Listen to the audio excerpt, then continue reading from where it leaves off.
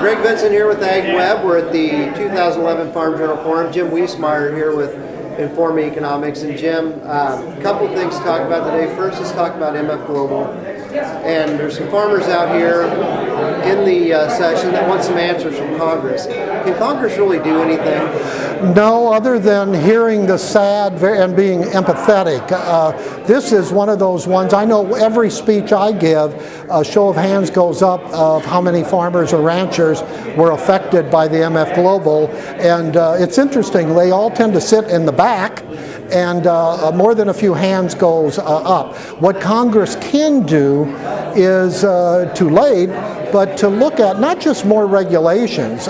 These were existing laws on the books that were not followed. So I think that they'll review existing laws, but there will be some efforts to winnow what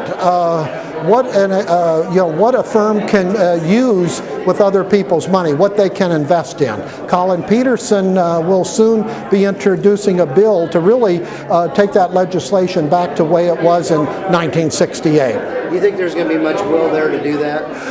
Not short term. This Congress doesn't want to do much. And I'm not saying it's a do-nothing Congress, but whenever you have a crisis, and this would be a crisis issue, you want the facts first. And I think it's going to take even longer to get all the adequate facts to review where the money is, can it be found, and how can you prevent this from ever happening again. Now, talking about the facts, I think clearly there was a regulatory breakdown somewhere in this. So let's talk about it from the regulatory standpoint. Is there any indication yet of where those breakdowns came in? Well, you'd have a combination. You look to your regulatory agency. So CFTC, what did they know when? You have potential conflicts of interest. With the leader of CFTC, he has recused himself. But when did he do that? What type of calls were made?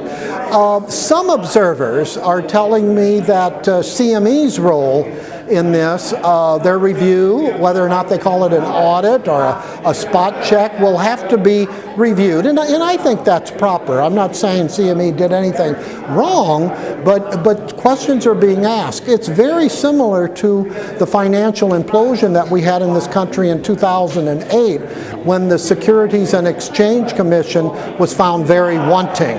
And that's why you got the financial reform legislation that you did. So, they'll look inward as far as why did the regulatory bodies just not catch it. All right, that's Jim Wiesemeyer with Informa Economics here at the Farm Journal.